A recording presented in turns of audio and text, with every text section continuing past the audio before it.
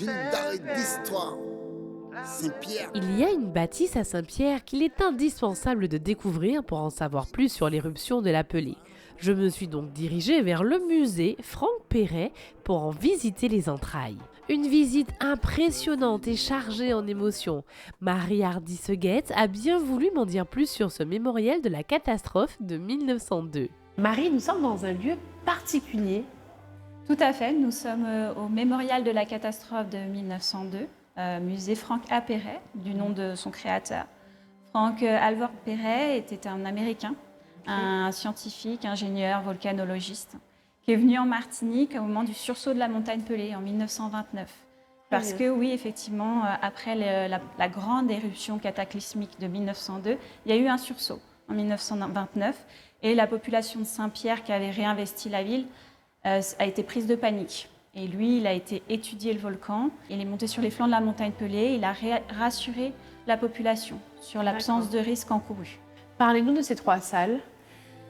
Ces 3 salles, alors on a une organisation chronologique. Ok. On commence dans Saint-Pierre à la fin du 19e siècle, donc Saint-Pierre je dirais pas dans toute sa splendeur, parce qu'il y a eu quand même à la fin du 19e siècle un basculement du port de Saint-Pierre vers Fort-de-France avec l'arrivée de la marine marchande à vapeur. Parce que c'était le seul pôle maritime de l'île, c'était Saint-Pierre. Jusque-là, tout à fait. Jusqu'à la fin du 19e siècle, on observe un basculement vers Fort-de-France. Les navires de la Compagnie Générale Transatlantique allaient se réapprovisionner en charbon à Fort-de-France. Très bien.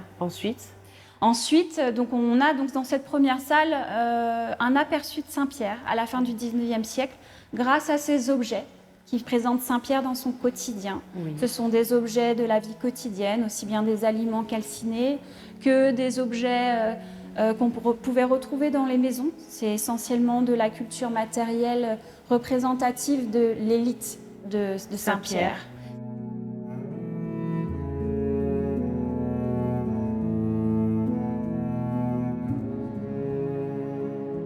La deuxième salle, c'est en quelque sorte le cœur du musée, c'est le mémorial. Voilà. Ça a été l'ajout majeur de la restauration qui a eu lieu en 2019.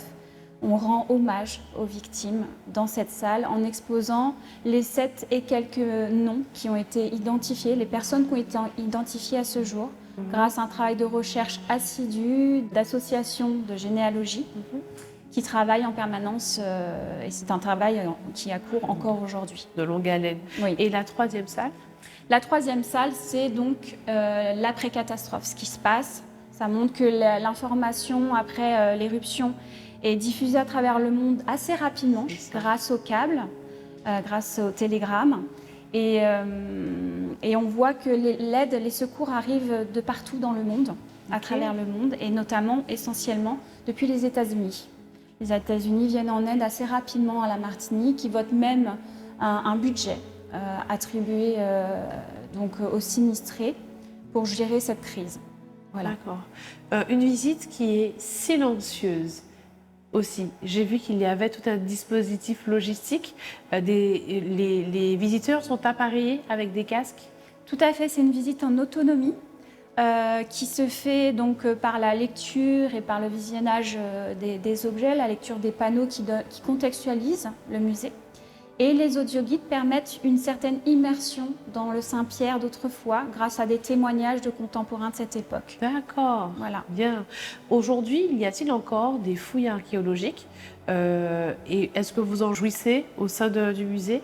Il y a en permanence des fouilles archéologiques depuis à peu près les années 1990. Et un certain nombre de fouilles préventives, notamment avant les travaux, avant les constructions. Et bien sûr, le musée bénéficie donc de ces trouvailles, de ces fouilles, parce qu'elles dégagent, elles exhument un certain nombre d'objets, qui sont d'ailleurs, on expose un certain nombre de ces objets dans le musée, et dans le cadre d'un dépôt. Dans le musée, est-ce qu'il y a un objet qui vous fascine le plus ou vous interpelle le plus? Je pense que ma réponse va paraître un peu classique, puisque c'est l'objet phare, la pièce maîtresse du musée, c'est la cloche de Saint-Étienne, de l'église de Saint-Étienne du Centre, qui est exposée dans l'actuel mémorial du musée et qui a été complètement à la fois cassée et déformée par la chaleur consécutive de l'incendie qui a suivi la nuit ardente. Pardon. Parce que vous disiez que la nuit ardente, il y avait une température de 400... Et quelques degrés qui a enflammé toute la ville presque instantanément après son passage. Merci beaucoup, Marie. Je vous en prie. Cette rencontre m'a confirmé ce en quoi je suis convaincue. Il faut avoir visité ce mémorial au moins une fois dans sa vie. Les journées du patrimoine ou bien les opérations comme les vacances au musée sont de bonnes occasions pour s'y arrêter en famille.